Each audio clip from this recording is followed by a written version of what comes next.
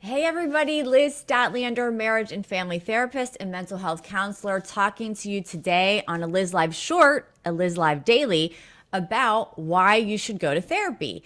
Now, when we're in that state and we're thinking that, gee, we really feel like our lives are out of control and we really need help, it's very hard to know where to go and how to find a good therapist and why we should even go to therapy in the first place. Because a lot of people believe in the stigma about therapy, that it's just weird that you would go to a complete stranger and just dump all your problems on them and share all your innermost secrets with them when they don't even care about you. And it's a sign of weakness. So I want to dispel some of those rumors. First of all, there are wonderful therapists and there are lousy therapists, just like anything else. There's lousy doctors and wonderful doctors. There's lousy lawyers and wonderful lawyers. And the challenge is finding the one that feels right for you and the one that you can really connect with. And I tell people, when you're looking for the right therapist, which is important because without the right therapist, therapy isn't going to be very helpful. You have to think of it almost like dating, that you may have to try out a couple therapists and see who you really feel like you connect with. And don't be frustrated if the first therapist you go to really doesn't feel right. And the way that you find therapists is also something to think about. And I always recommend that people go word of mouth and ask friends or family if they know of anyone who's really good, that really helped them or really helped their friends, and ask around. And usually you'll come up with somebody pretty good. Now, if you don't want to ask around because you want to keep your therapy visits private, then of course nowadays everybody hits the internet. So what I made sure to do is I put a lot of my stuff out there so that people can really get an idea of who Elizabeth Stadtlander is and what she may be like as a therapist. So I have vodcasts and videos going back for several years now where you can watch and learn on YouTube, on Instagram, on Facebook. You can watch me live with Liz Live twice a week on Instagram and Facebook, and the archives are always available and now also on YouTube. So I need you to please subscribe to my YouTube channel, and that is the Elizabeth 126 hashtag talk show therapy, and you will find my channel on YouTube, and all you have to do is click subscribe. And I'm sure everybody knows how to follow somebody on Instagram, which my Instagram is Eliz Therapist, very simple, and Actuation Counseling on Facebook. And you can just hit the follow button and you'll be notified whenever I make a post or whenever I go live. So that way, at least I know for me, you guys can really check me out and read about me on my website and say, hey, I think that Elizabeth is a good fit for me or not. And every therapist isn't always the right fit for every person. And that's something that us therapists hopefully understand. And don't feel bad if you go see someone and you just don't feel it. And you won't hurt our feelings. We understand that. So you have the internet to explore, social media to explore. Word of mouth always works great.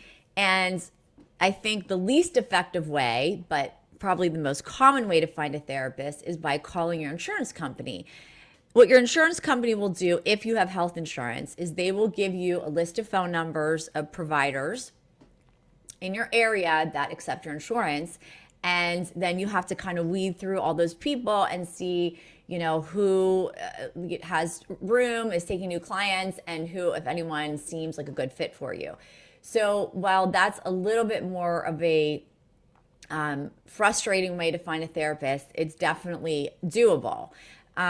Today, you have to be prepared that a lot of therapists may not take insurance.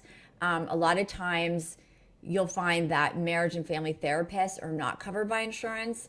And so you may have to just expect to pay out of pocket for couples therapy or family therapy most of the time, but not always. Always depends on your plan. And for individual therapy, of course, that's usually, I would say not always, but a lot more likely covered by your insurance. But again, just because your insurance covers it, it doesn't mean that it's going to be the right person. So you have to decide before going, am I really ready to make the financial commitment and the commitment of time to better myself? And of course, I highly recommend that you do. And I think you can't put a price on your happiness or the success of your relationships. So if you're ready for that, then I think you should go for it. I want to stress that therapy is a process and it takes time to really reap the benefits of therapy. Although I really do promise my clients that I will, try to get them some relief in our very first session. My first sessions are almost 2 hours long. And I don't go back into your childhood and talk about when you were 3 and you didn't get the birthday cake you wanted, because that is irrelevant to the issue that you're coming to me with as an adult. You have to be open to it. You have to be ready to be challenged, to be listened to be cared for in a certain way. But therapists might not always tell you what you want to hear, because if we always just tell you what you want to hear and agree with everything you say, then there's really no growth in that. And in that case, maybe you're not a good candidate for therapy. So I think if you want to go to therapy, you have to have an open mind and really be ready to receive and have somebody observe and listen to all the things that you're saying and really give you some feedback. And if you go to a therapist who just sits there and doesn't talk to you and doesn't give you feedback, on to the next, because that is not going to be helpful. So think about all those things. And if you go to a therapy session, your first one, and you don't like your therapist because something they said to you, in that situation, I would say, well, let's dial it back a minute and ask, is it because they really hit on something that is hard for me to deal with or face, and that's why I don't want to go back to them? Or do I not want to go back to them because, I was really offended by what they said or just didn't like the feeling that I got? So those are some certain questions you may want to ask and some tips when you're thinking about exploring finding a therapist and going into therapy. And of course, couples therapy, individual therapy, family therapy all looks very different. And in my next Liz Live Daily, I will talk about the differences between couples and individual and family therapy. So if you're looking for a therapist, check me out. eliztherapist@gmail.com is a great way to reach me. And you can also call the phone number on my website or on Facebook, and I'll get back to you as soon as I humanly possibly can. And I really look forward to working with you and seeing you in my office and helping you actuate all the dreams and relationships and professional goals that you have for yourself.